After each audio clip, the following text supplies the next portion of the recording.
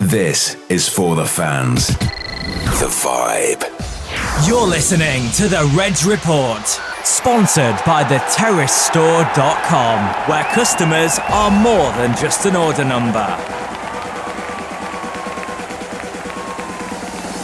Let's go. So, welcome to the Reds Report. Carlo van der Watering, Steve Andrews with you, with a very, very special guest after a very, very special weekend. We clinched a place in the playoffs, that little team that everybody thought would struggle yet again in the playoffs. And to celebrate, I suppose, we've got one of Barnsley's most famous and favoured sons, and still a huge Barnsley fan. Shaun Dooley is with us. Shaun, welcome to the Reds Report. Hello, and just so you know, I'm not a fair weather fan. We have been trying to do this for about 4 years. They've been nagging me for about 4 years. I've just been rubbish. But we didn't go to the stalking stage, though, did we? We left it. We left Not it at quite. emails and tweets. Not We quite. got close. I have got South Yorkshire Police on speed dial. Just in case. I told you about that, Carlo. Leave him alone. I know. I just thought if I can see him outside on the morning when he puts the bin out, he'll talk to me. Just ask him then. Can I just explain before we start getting the questions? I just thought I'd show you what I have to go through every Barnsley game, okay? Yeah. So, I have to wear this. Oh, that's My nice. shirt. Yeah. Excellent. Lucky red pants, which I won't show you. Oh, And- boring. Oh, yes. Barnsley FC. Barnsley FC will win today socks. And I didn't wear my socks 2 games ago. So it's my fault. So it's your, oh, well, as long as we But know I it's have to your wear fault, that. Shaun, that's fine. That's I fine. thought I'd show you what I have to go through every game, even though it's boiling down here watching the games. Wow. Oh, but there you go. So I thought I'd do that for you. I mean, we'll go on about that. Let's. The beginning is probably the best place to start, isn't it? 29th of March in the 70s. We leave it at that. We don't give ages away, but obviously we're not as old as Steve. Born in Barnsley. Can you tell us a little bit about your upbringing and when did you start either going to matches or started to fall in love with the football club? So I was born in Cudworth, moved to Shafton, then back to Cudworth. And we always had, I think back then, we always had, it was kind of, taken for granted that you were a Barnsley fan. But then we always had, me and my mates, especially my cousin Daz, if you're watching Daz, we had Premiership club, League One clubs as well at the same time. And mine, bizarrely, was Tottenham, was Spurs, because I liked Ardiles and I liked the Allen brothers and Waddle and Hoddle, and I liked how they played. So they were kind of my Premiership team at the time.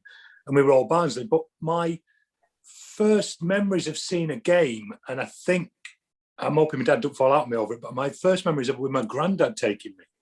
And as far as I can remember, it was still the Pontian, but I remember turnstiles and I remember stood up and everybody just stood up on concrete steps, kind of leading down. I'm sure that's the Pontian. And everybody stood up and Bovril that I'd never tasted before, that I still associate with a match. And even my boy, when he comes up, he goes, "Oh, let's get a Bovril," but in a bit more of a London accent. So my kind of love of Barnsley started back then, but it wasn't until I just couldn't afford to go to the games. We used to follow them on teletext. And my first job on Coronation Street, so my first TV job, I was over in Manchester. I might have skipped, so apologies if I do, but That's right. We might spin about a bit. My first, I went to drama college in Manchester for 3 years, and then my first paid job was on Corrie, which meant that I could afford a season ticket. And so I bought a season ticket with my first earnings, which was the year we came down from the Premiership. So it was the 97-98 season, I believe. I'm right on that, Anna. That's the season We went down 98, didn't we? 98-99 was the first season. 98-99. 98-99 was it? Yeah. So that's the year I could buy a season ticket, and then I've kept a season ticket ever since, and got them for my kids, and yeah. So Yeah, the earliest memory is one of kind of just men and Bovril and concrete steps. I don't really remember much about the football, to be honest with you, weirdly. It's more You can't kind of remember about... the players then either, Sean, at that time. No, but I've got particularly. a really awful memory as well. I've got an awful memory. For some reason, Ronnie Glavin's in my head, but I think that's Grandad talking about Yeah, it will be. a lot. So when you said before, when you were speaking to Carlo and you said on an email that, like you say, your memory is you can't remember, like, who scored winner in 1984 against Notts Forest. Yeah, I'm exactly the same. It's more up to date. It's more what's happening now that I can remember.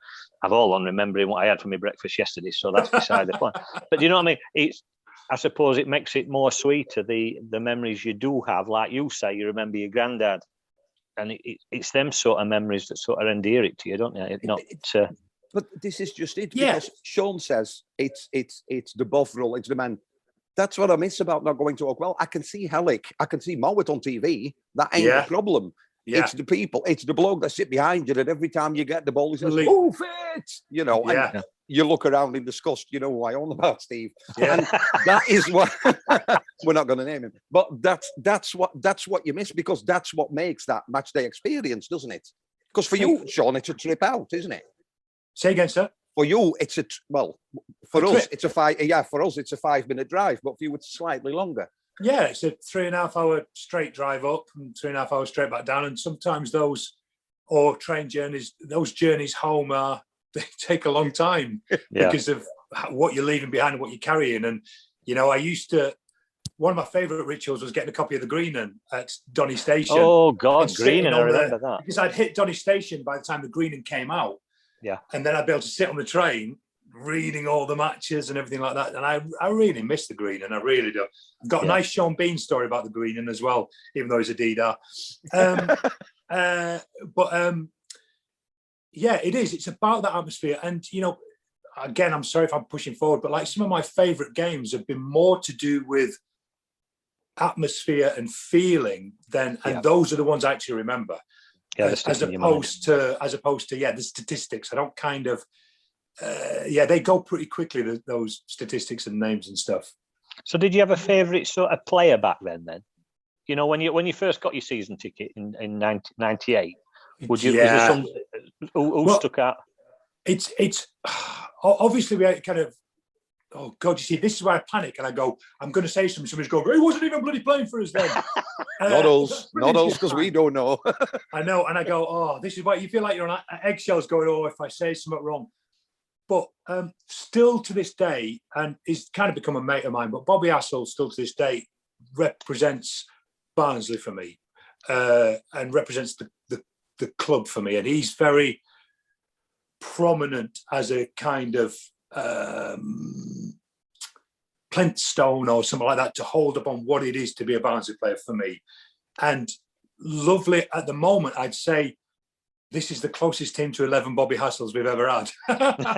But you know what? Yeah. And can we just say as well, obviously his son Bailey is going through a really, Bailey, we see the team is behind him, but everybody's behind Bailey. Yeah, and Bailey's, I saw a tweet the other day, he's kind of on the positive side, isn't he, at the minute? It could well be. I might have missed that, but I know that the team still come out with, Bailey, which is the lovely. T-shirts. And if you're watching this, Bailey, we're all with you, pal. We're all with you. Yeah, and definitely. You talk about Bobby Hassel before Steve talks about your acting career. We talk about Bobby Hassel. 10 years for a club. That's not something, except for Coppinger at Doncaster, but that's not something that's normal these days because money talks more now than it ever has done, hasn't it? Yeah, completely. But I think it's also as well. Do you know what this is? And I've met a load of the lads from the Premiership running side and stuff like this. This current squad is honestly one of my favourite ever squads for Barnsley, and it's because, and that connects to Bobby. It's because the graft that is being put in. I've never seen so much graft, and I think that's why I loved Bobby, because I saw the graft week in, week out, and you see it. It's a little bit of a mirror in Mads Anderson at the minute as well. I think I find that same level of, the kid kicks a ball out and gets it wrong, and he's berating himself. Do you know what I mean? Yeah. He doesn't need 10,000 Barnsley fans to be on his back, that kid. No. He properly, every single game, and I love Anderson. But I think that it's about the passion, and I haven't seen an entire squad full of that graft and passion, I'd say ever. I've always seen different players that are not quite fitting into that, and maybe your back three are or whatever. But I'd say honestly, I think it is. And it's not just because of what we're doing, because even if we don't make it any further, I would say this is probably my favourite Barnsley squad ever, if I'm honest. I did an interview yesterday for radio, I don't know, Capital Heart, whatever, and they asked me to compare it. And I said, I think we have more individual quality in this squad than in the 97. They both got hopefully to the same sort of destination, but I think there it was more about unity, local lads, you know. This, I think, skill-wise, I think there is some players here that, you know, even if we don't make it, they could play for a Premier League side. So yeah. Steve. Yeah, definitely. Yeah, so, Shaun, let's talk a little bit. Wait, does it sound professional, this? It really is. You're doing really well. Am I doing real? Thanks so much. Oh, I say, what can you say? Your acting career, obviously, I'm a big fan. I was recently watched It's a Sin, one of your latest ones, which I loved, really loved it. It actually reminded me a little bit of Queer as Folk back in the day, if you remember that, back on Channel 4 back in there. I really enjoyed that. Obviously, you've had parts in such as Jamestown, Gentleman Jack, stuff like that, all good stuff. But Red Ridings, the trilogy that you were in, which I thought was absolutely excellent.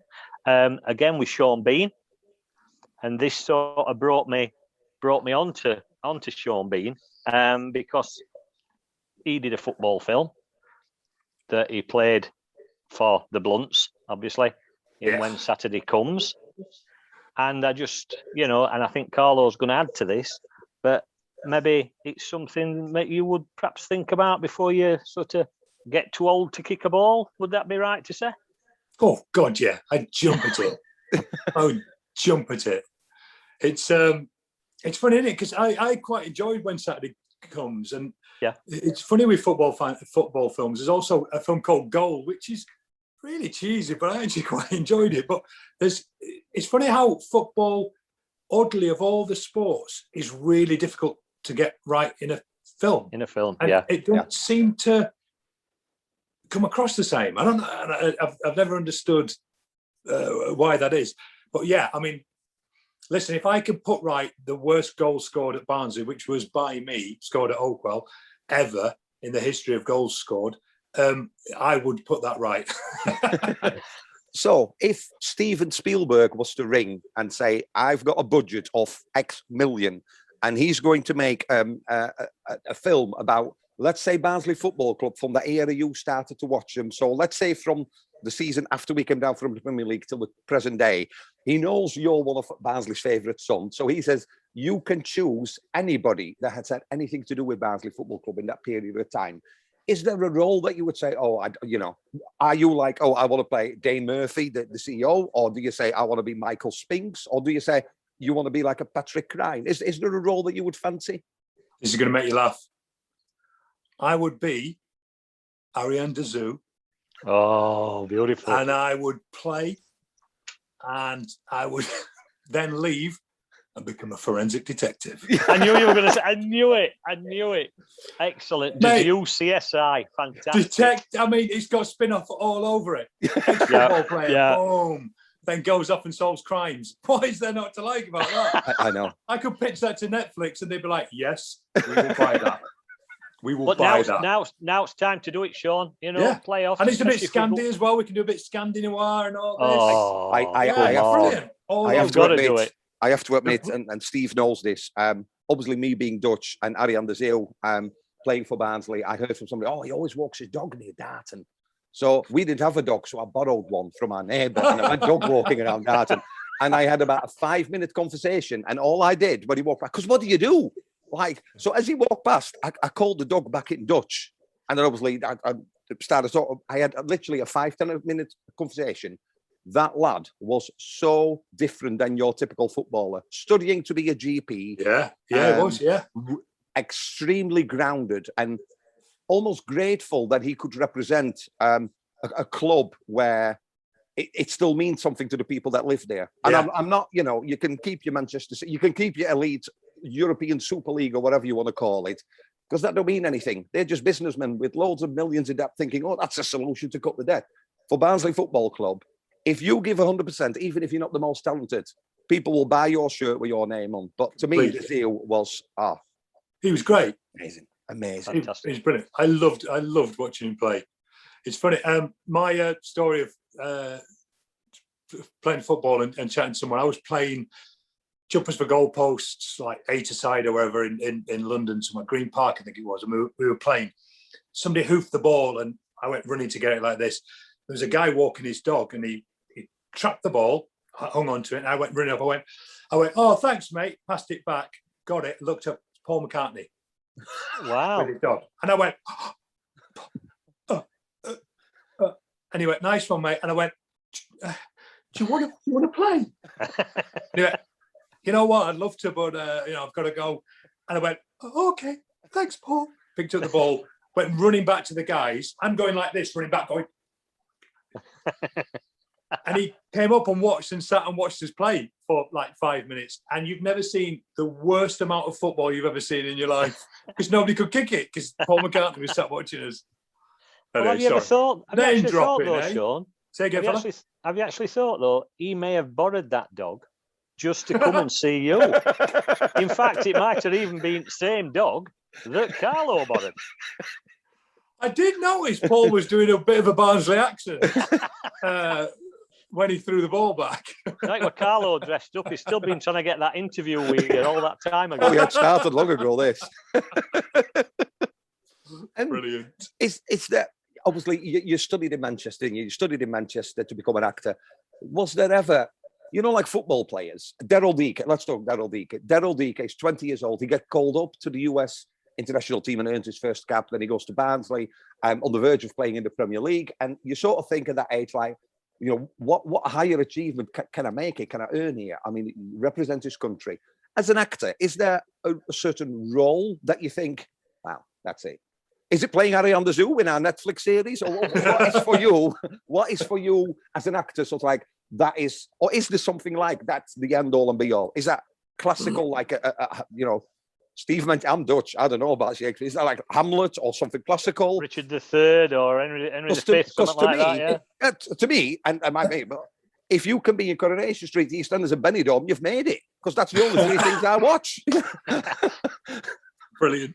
I think I've never, because I didn't want to be an actor, you see. So I didn't grow up with it, because where we come from and where we grow up, that's not on the cards as somewhere you can go. It's not a viable option. It's not something that your careers teacher at Willigarth turns around and goes, do you know what, have you ever thought about the arts? It's not there, because it's just it's kind of frowned upon and kind of looked upon as somewhat daft and all that kind of stuff. So I never had kind of aspirations of, God, one day I could do this or whatever. So I think for me, mine's been more just about a continuation, just work, graft, and each job being better or giving me something better, another challenge, I think. So yeah. I haven't really I've never kind of gone, I need to go to America because, I've got my wife and kids here, and I don't really want to be gone for 8 months out of the year doing that and not seeing them, because life for me is about my family. And so I guess I'm probably the wrong person to speak to about that, because I haven't got that kind of aim. My aim, I suppose, has always been to be respected by my peers, I suppose. Yeah. And if my peers go, he's a half decent actor, that's kind of what I want, really, more than a definite aim or award or anything like that, really, I think. Sorry, does that make sense? That's good. Yeah. That actually blows my question out of water, then, that really, doesn't it? So no. No, well, no, we'll see how it goes. So we've got Preston next. Yeah. Then Norwich. Okay. So we're in playoffs, playing probably a team beginning with B. Yeah. Oh. Yeah. So playoff final, I believe, end of May, Carlo. You'll put me right. I believe so. Yeah, I know I'm off. That's all. 20 odd. Yeah. So you're in LA with Robert De Niro filming this new blockbuster about Harry Anderson in Amsterdam solving crimes and kicking a ball, obviously. Robert De Niro will play your sidekick. So for something like that, and I suppose when you are filming wherever, when it comes to like a vital match like that, playoff final, do you say, oh, hold on a minute, Bob, Barnsley's about to kick off. I'm going to have a couple of hours and then I'll be back on set? Or is it something that you can't do things like that being an actor? You've got to say, oh, I can't watch match. I've got to be kissed. You know what I mean? I've been known a couple of times to go to the assistant directors who run the schedule and gone, you can't film then because I'm not free. And then go, why? And I've gone, do you want the truth? And they're going, yeah, there's a Barnsley game that I can't miss. And so I've done that a couple of times, and they have moved things for me, which is brilliant. Wow.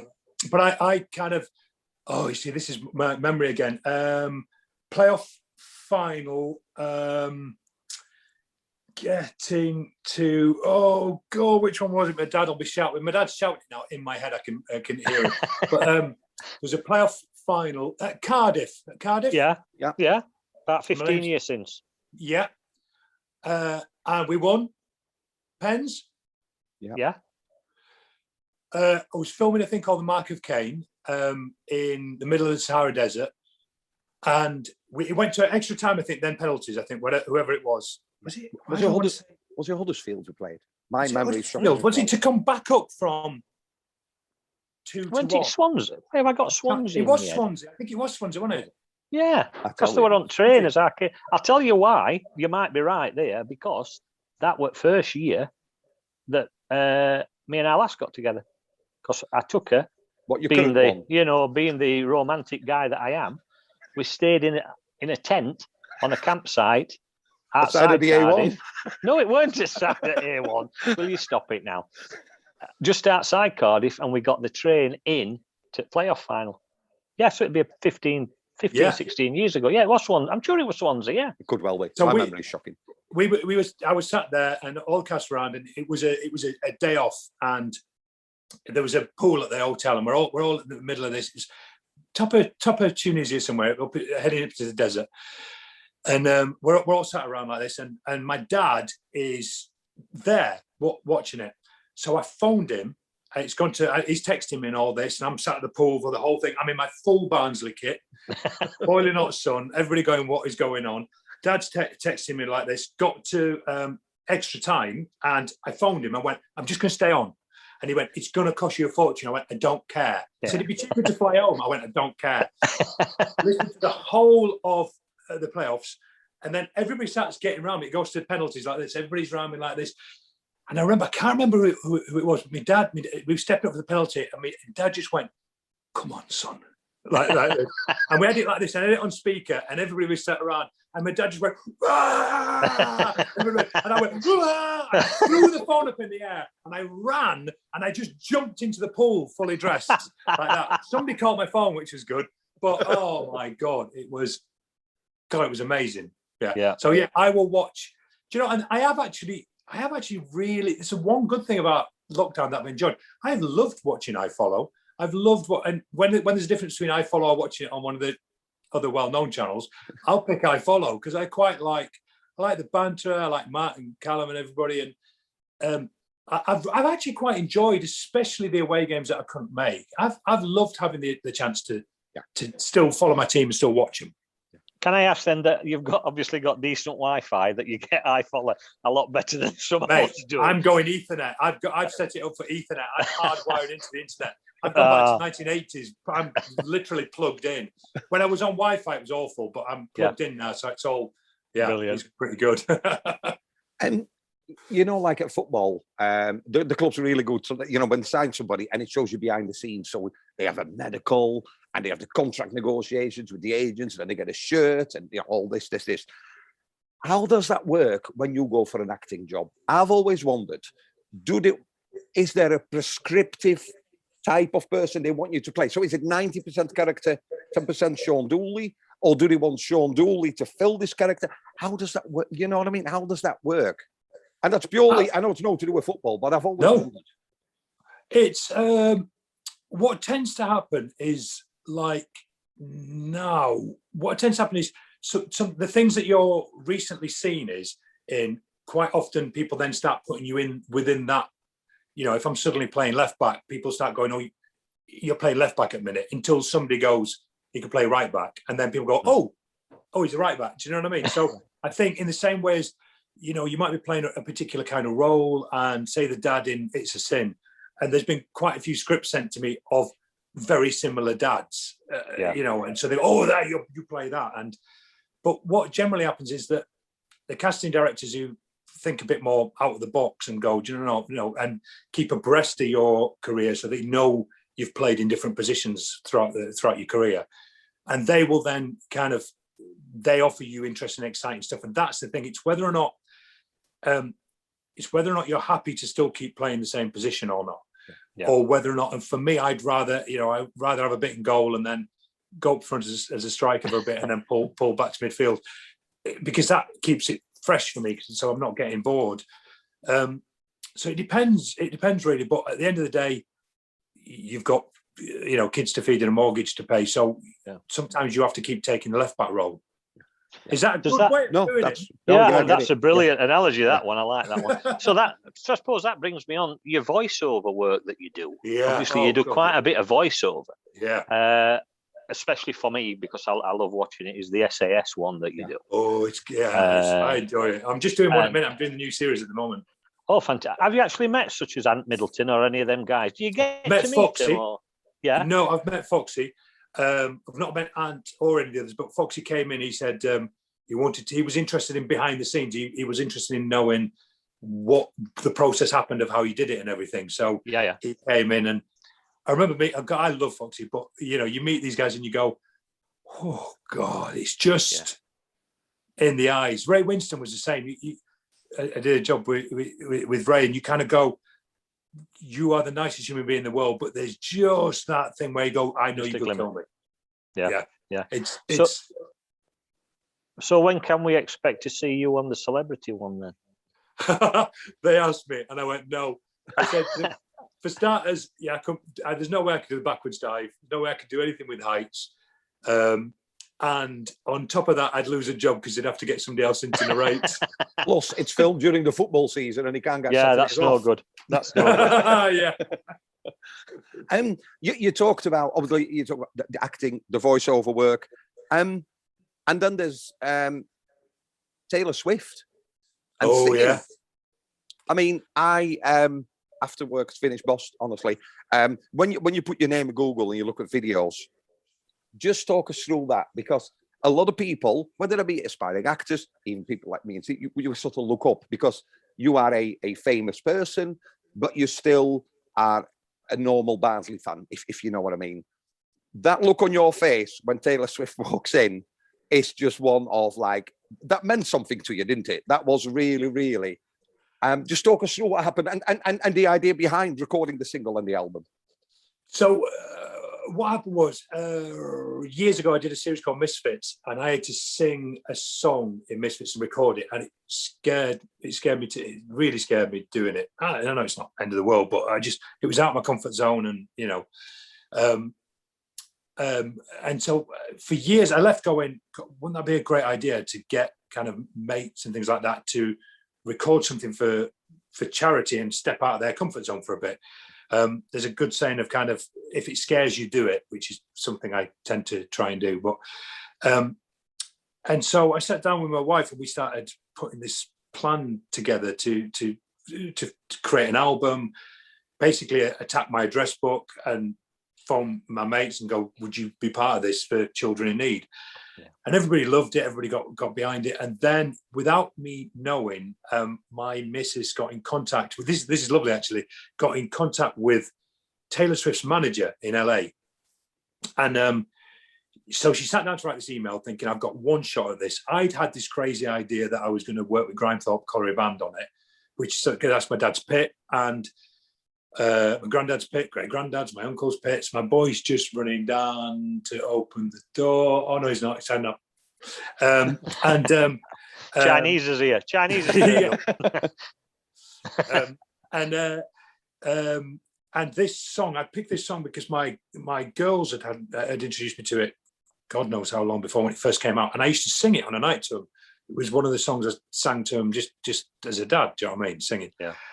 And when it came to picking my song, I was like, "Oh, I'm going to do. Shall I do Elbow? Shall I do Radiohead? You know, all my favorite bands." And I couldn't get away from this song, and because it was for children in need, and because it's all about kids and family, I just thought I've got to sing the song that I've sang to my 3 girls. Do you know what I mean? Yeah, yeah. And I've got to follow that through. Then I had the idea of Grimy Colliery Band. So my missus sits down to write this email. I found all this out afterwards to this big LA manager thinking, first of all, I've got to explain children in need. I've got to explain who Shaun is. I've then got to try and explain what the hell a colliery band is to America and the meaning behind that and how much, blah, blah, blah. So she writes this long email, pings it off. And about 10, 15 minutes later, an email goes straight back going, "Oh my God, love this idea. I'm a Sheffield lad." Wow. And he went, "Totally get it, totally understand it. Love Grimy Colliery." And it was like a little bit like, that's a little bit written in the stars. And then we were doing it, and then she off her own back, paid for all her everything, paid for her security. We're at Abbey Road recording. I know nothing about it, and because I'm producing it as well, I'm going to sing last and making sure everybody's running around, making sure everybody's all right. Unbeknownst to me, her security team come in, they wipe the place, they check everything, make sure everything's kosher, run backgrounds, all this, blah, blah, blah. I know nothing about it. And then suddenly she's in my ear and I look up and she's there, and I can't swear because it's going on YouTube, but my first words were, "Get to." And that's when she did this little dance because it made her laugh that I'd said that. And obviously we couldn't put that on Children in Need. Yeah. And I think what got me is that I kind of kept going, why? And when she came round, she gave me a hug, and I just went, why are you here? Well, I couldn't understand. And she went, because I think it's really a lovely thing you're doing. Yeah. And I think it's really wholesome, and why wouldn't I want to be part of that? And I just thought, you are the biggest, really, I think probably the biggest pop star on the planet at the moment. And yet you've taken this time out to come and do this little thing that you don't need the publicity. You don't need, you're not going to sell any records because you're doing it purely because you believe in what this project is. And I just, people like that, they're few and far between, I think. And, I have so much respect for her. Favourite sentence when she pressed the button and she said, "Can you just change your accent or your dialect a little bit? You sound too Yorkshire." Obviously, her American accent that I can't do as a Dutchman, but that's sort of, that was really good. Steve? No, as I say, I mean, I thought the song that you sang, it is a beautiful song. I had actually listened to it before today. I am just saying that because I've listened to it today. What I have actually listened to today is the one that Olivia Colman sang, the Glory Box one. Yeah. And that, I've got to be honest, that blew me away. And I think it's a different thing, isn't it? With footballers, they kick a ball about. And a few of them, you mentioned Chris Waddle and Glenn Hoddle, who did a little bit of singing, if you want to call it that, I suppose. But, some actors and actresses that you don't sort of connect with having a singing voice. I've got to be honest, up until hearing you sing that, I would not have had you down as a singer, but it's I still wouldn't. But... Oh yeah, I would. I would now. So thank you. But...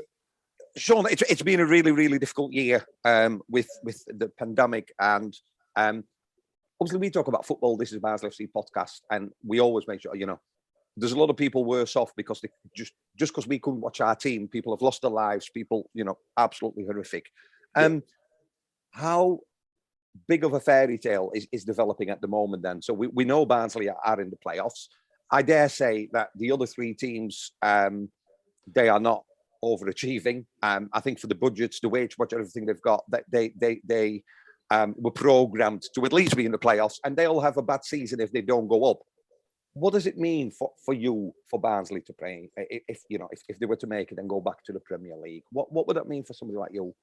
I think, and I totally agree with what you said about the pandemic and how awful it is. And sometimes you feel bad, don't you? Because, you're going on social media and you're going, football, yeah. And you kind of go, the world's a pretty horrific place at the moment, but we have to allow the light in, I think, at the same time. Otherwise, it just becomes all darkness.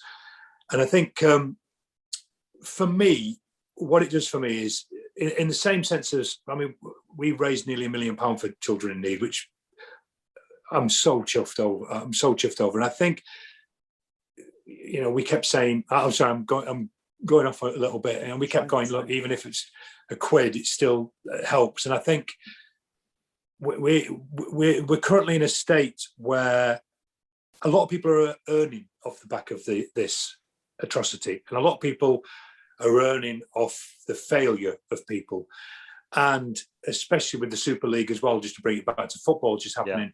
Idea that and Neville brought it up brilliantly, and I have to say my respect for Gary Neville has gone through the roof. After that, me too, definitely. And he put it spot on. The idea of trying to earn at a time like this just is abhorrent. And what I love about this current situation, and I know you feel the same, but mark my words, there ain't anybody in that in 3 to 6. 3 to 5, that wants to play us. I don't think anybody wants to play in those playoffs. I don't think anybody, especially Brentford, because if it's a Barnsley-Brentford final and we scupper them like we did last year, oh my God, their manager, who's a whatever, is not going to be happy. Do you know what I mean? I don't think anybody wants to play us, and I think it's a bit of a David and Goliath thing. And I think it's, God, some of their players cost more than what it cost to buy us. A couple of years ago, and what is beautiful about Barnsley being in that position right now is that we haven't spent the millions. Well, we haven't got the millions. We haven't got the nice new stadium and blah blah blah. And some of their players are worth more than our club. And to see us in that position surely has to give hope for all the other teams and for the grassroots teams that it's about how you play and who you pick and how you perform as a team and as a unit and morale. And I just think, for me, it's a massive rods up to the Super League if somebody like Barnsley gets up into the Premiership, or even finishes where we're finishing right now, to be honest with you. And it's a big call out for next year when there's financial restrictions on other clubs as well, and we're playing in the black, and we're good, and we're managing our club correctly, and we're not taking we're not cheating. That's a big thing. Our motto, which is my motto on my Twitter page, has been my motto for my life, really.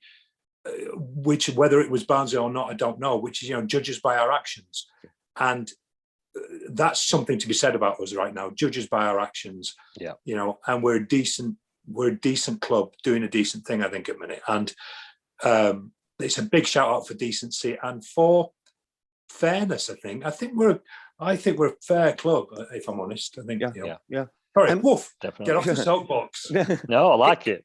Can I just ask then, as we're coming towards the end, like a few years ago when this consortium took over, me as a fan, I was a little bit worried that we would lose our identity as that club from Oakwell. There were a few little, what would you call them, shivers when, they started referring to Grove Street and Oakwell, and I'm thinking, what's happening here? How happy are you that actually they might have changed the systems behind the scenes, and we've got, what do they call it, a data-centered sort of club. So we look at data to identify targets or players, and we bring them in, such as Daryl DK. How happy are you that actually the ownership might have changed? Because the link between the Barnsley folk, whether they live in London, in Cudworth, in Shafton, or in Wilthorpe, Steve, thank you. Whether they live there, that connection to the club is still the same. I think it is. I think Crine's legacy kind of is carried on by us. And we were doing the data analysis stuff back with Crine and Crine's son, weren't we? I mean, we were already on that. So what I like about that is that they haven't come in and imposed a brand new thing on us. That we were doing that prior to that, and we were looking at that, and there was interesting people coming up and coming through. I think they've just come and taken that to another level and pushed it further. But I was worried as well. I was worried about consortium, loads of money, but I don't know who came out and said it back a couple of years ago. But one of them did a press release and they said, we want to do it slowly, and we want to build up, and we want to consolidate Championship. Then we want to push, and we want to go there. And at the time, I thought I like that idea. I like that idea that you want to build, as opposed to, I mean, let's be honest. I think, was it 20 million or something they bought us for, something daft like that? That consortium, 18, I think, or something like that. That consortium, they could have bought us. They could have put 70, 80 million into us, costing 100 million, could have got us up, got 160 million, all sold us, all earned 10 million each, or even played for it a year, got the parachute payment, all earned 30 million a year and left. Yeah. They could have done that. That's that, if you want to do a business thing about earning some money, earning, 20 million pound in a couple of years, you can do that with a football club. It's a bit of a gamble, but these guys gamble and win, don't they? Yeah. And they could have done that, and they haven't. And I kind of think that's good. I don't know what the situation is with the ground at the minute, and I don't know what's happening behind the scenes there. And I guess we'll never know. But and I've dug. I'll bet. Like Harry Andersfield did, probably. With his torch. So I do like the fact that that's carried on, and little things like the picture of Rimo on on the bench, stuff like that. And what's nice is that they haven't come in and swapped everything for leather seats. Do you know what I mean? There's something to be said by that. They've kept the groundedness of the ground as well. Although one of the stands does need a bit of an overhaul.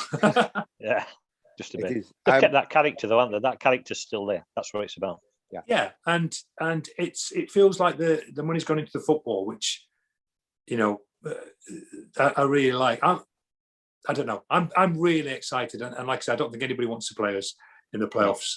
And oh God, imagine if we can be at Wembley though. Imagine if we can be at Oakwell South as the first game of the season. But that in itself scares me to death. Completely scares me. Oh, can I say something as well? Yeah, of course. This is something I wanted to say. In case there's Barnsley fans out there, right, okay. I'm sorry to get on one, right? But through the pandemic and through watching on telly, I do think that what I'd like us as fans to do is be more Val, right? And I just think I'd love us to be the first club to get behind every mistake and get behind every cock-up and every bad back pass, and regardless of it, and be a bunch of fans that don't boo and don't pull down. Because I think what I've noticed I'm looking at my telly right now, because this is basically where I sit to watch the games. I think players like Anderson, players like our keepers have had a chance in this season to make mistakes and to grow that I'm not sure they might have had with 8,000 people on their backs, including me. Anderson certainly wouldn't have done. No, I think he would have been. I mean, because I don't know, God, if I'm on stage, a couple hundred people, 500 people maximum, if you feel them not enjoying something, it rips the soul out of you. If you've got 8,000 people all kind of on your back, I don't know how you play. I don't know how you operate in that thing. Yeah. It must be amazing whenever he's behind you and pushing you forward. That must feel like a tsunami behind you, carrying you forward. Yeah. But I just think, especially Anderson, I just don't know if such a young player with a stadium full of people picking up on those mistakes would have become the player he's become now. And I might be unfair to the lad there, and maybe he's got a lot more metal than I'm giving him thing for. And I love Anderson. I genuinely think he's going to be one of our best players. Do you know what I mean by that? And I just think every time they do a bad pass, you see Val on the sidelines. You see Murray, and they're going, go again, come on, come on. And I think that engine that coaching squad bring is huge. And I'd love us to be a bigger engine behind it. And I'll be really controversial now. I think that starts when the teams come out. And that's why, and I know people know where I live, and I'll get Shaun Doyle security. That's why I think I'd love us to have a song that they walk onto that you can sing. Because I think clapping is great and it gets the kids involved, but I don't think it creates an atmosphere as such. I think if there was, if you look at, love him or hate him, but if you look at Sheffield United, if you look at Leeds United, look at Sheffield Wednesday, you look at Liverpool, a song comes on, and imagine 8,000 people singing their hearts out for those lads, rather than, that's just me, and it's part of folklore, don't get me wrong. Yeah. I just think we could create a better buzz. Yeah. And the other thing, and I'll get up my soapbox so Steve can get on his. I think the problem is that so many people these days, or so many kids, they play this FIFA and on the Xbox. And the moment we sign a player from MK Dons called Callum Britton, the lad's slated before he can kick a ball. Yeah, and then he becomes the best thing since sliced bread. And then we're buying shirts on with your name on his back. I just wish we could, if we have faith, if you look at what the club's done, and with the club, I mean the owners, the recruitment team, the market, everybody, as a club, what they've done and where we are, let's give them more than one mistake or one game week or one loss before you get on people's backs. Yeah. Because, if I make a mistake at work, my boss will say, it's not a mistake unless you learn from it, because then it becomes a learning curve, isn't it? So, there you go. But honestly, when we sign players, and I think if they read that, they must think, what the have I done here? Because there's no need for it, is there? Anyway, I'll get off the showbox and I'll let Steve get on this. Well, Britain's a great example of that, isn't he? Because he is, have you ever seen a player from a lower division come straight in and go straight into number 11, and literally you could not have him you can't not have him in the squad. You can't. Britain is his work rate.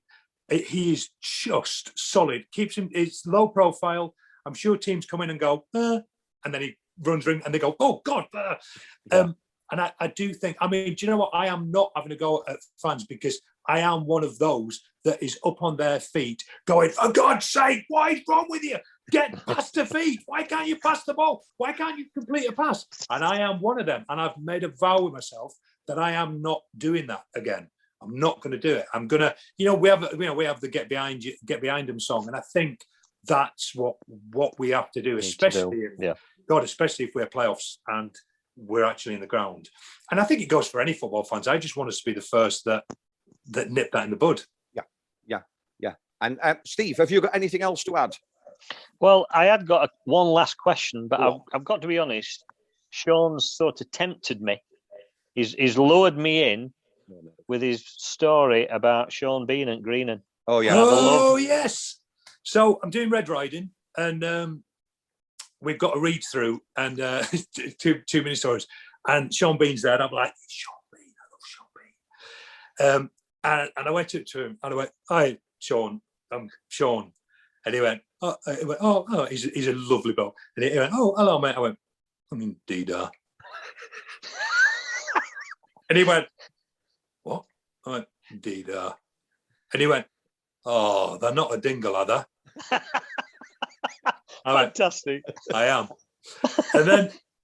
And then we got really well, and I was in Ireland, and he was over there. He was filming Game of Thrones, and he texted me and went, you're not in Ireland? I was like, I am in Ireland. And we watched Barnsley, Sheffield United, the 1-1. See, I do remember. You see, that's another thing. Those are the games I remember. The Huddersfield 2-2. Sat with him watching that 1-1. Anyway, so then I'm in my hotel room. We're doing Red Riding, and there's an envelope under my door, and I open it, and it says Shaun Bean. It's crossed out, and it says Shaun Dooley. And I open it up. It's a copy of the Greening, and I go, oh God, somebody has accidentally given me this. It's meant for Shaun Bean.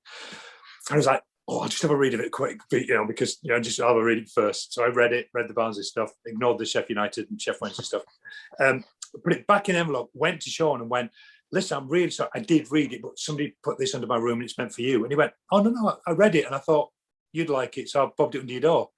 Wow. And I was like, what? That is because I know it sounds a really simple, nothing gesture, but for him to think about that, for him to think about such a small thing, this small paper that, only particular people read, and to assume that that's something you'd like. I just went, yeah, you're a proper lad. Yeah. Proper lad. But I think that's the level that football fans know each other as.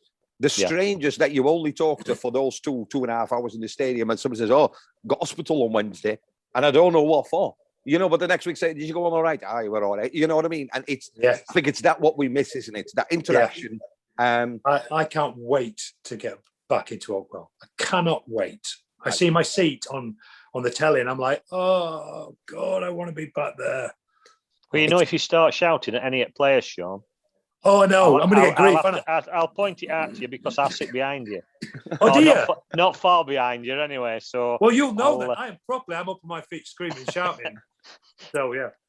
Sean, we could talk to you for hours more, but it takes Steve at least 25 minutes to get changed in his walking football gear. So I've got to get ready. I've got to get ready.